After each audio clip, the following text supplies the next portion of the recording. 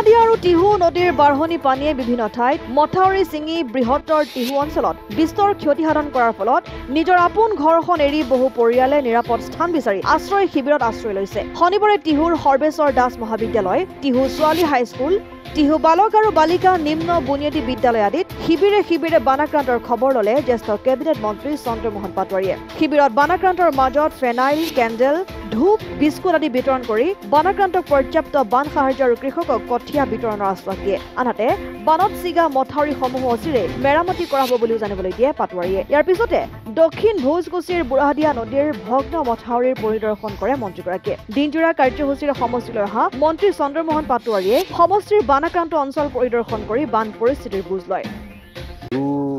এলেকাটোত য'ত আমাৰ শিবিৰ আছে সেই শিবিৰসমূহ পৰিদৰ্শন কৰিলোঁ আৰু ৰাইজৰ মানে বুজ ল'লোঁ, কিবা অসুবিধা হৈছে নেকি এইটো চালোঁ। ৰাইজৰ পৰা সেইখিনি কথাখিনি জানিব পাৰিছোঁ। ৰাইজে কোনো অসুবিধাৰ কথা কোৱা নাই আৰু আমাৰ জিলা প্ৰশাসনৰ তৰফৰ পৰা আমাৰ চাৰ্কল অফিচাৰ ইয়াতে আছে, গতিকে তেওঁ কামখিনি ভালকৈ নিয়াৰিকৈ কৰি আছে আৰু কোনো ঠাইত আমাৰ গৰুৰ খাদ্য পোৱা নাই গৰুৰ কাৰণে, গতিকে আজি গৰুৰ খাদ্য যাব আৰু আজি আৰু অহাকালিৰ ভিতৰত সকলোৱে গৰুৰ খাদ্য যাৰ যিমান গৰু আছে, ছাগলী আছে, তেওঁলোকৰ খাদ্য গৰু ছাগলীৰ খাদ্যখিনি পাব। একাংশ আশ্ৰয় শিবিৰত খাদ্য সামগ্ৰী পোৱা নাছিল বুলি এটা অভিযোগ। নাই, পোৱা নাছিল নহয়। তাৰমানে কি হয়, মানে যিদিনা মানে হঠাৎ বানপানী আহি গ'ল, অহাৰ পিছত মানুহখিনি যেতিয়া কেম্পলৈকে আহিল, অহাৰ পিছত মানে ইয়াৰ পৰা চাৰ্কল অফিচাৰৰ পৰা এটা মানে গাঁওবুঢ়াৰ পৰা এটা ৰিকুৱেশ্যন যায় আৰু চাৰ্কল অফিচাৰলৈকে। চাৰ্কল অফিচাৰে এইটো ডিচিক দিলে তাতে অকণমান প্ৰচিডিঅ'ৰ থাকে। সেই প্ৰচিডিঅ'ৰটোৰ কাৰণে হয়তো অকণমান পলম হ'ব পাৰে, কিন্তু মই এতিয়া ৰিলিফ কেম্পবিলাকত শুনিছোঁ সকলোৱে পাইছে। গতিকে প্ৰথম দিনাখনে তেওঁলোকক 3 দিনৰ খাদ্য সামগ্ৰী দিয়া হৈ গৈছে, গতিকে সকলোৱে পাইছে। আগতো দেখা গৈছিল বানপানী জিলাত মথাউৰি ভাঙে, সেই মথাউৰি মেৰামতি সেইটো লেহেমীয়া গতি হৈছিল। এইবাৰ ভাঙিল সেইটো মেৰামতি নাই, এইবিলাকতো মেৰামতি কৰিব লাগিব এতিয়া। আৰু একচুৱেলি কি হয়, আমি ইয়াৰ আগতে প্ৰায় 6 ঠাইত মথাউৰি ভাঙি আছিল। সেই 6টা ঠাইত আমাৰ শিয়ালমাৰীকে আৰম্ভ কৰি ভোজকুচিকে আৰম্ভ কৰি বিভিন্ন ঠাইত, গতিকে সেই 6টা ঠাইত মথাউৰিখিনি প্ৰায় মেৰামতি কৰি দিয়া হৈছে। কিন্তু সেই মেৰামতি কৰিলে মানে কামটো শেষ হৈ নাযায়।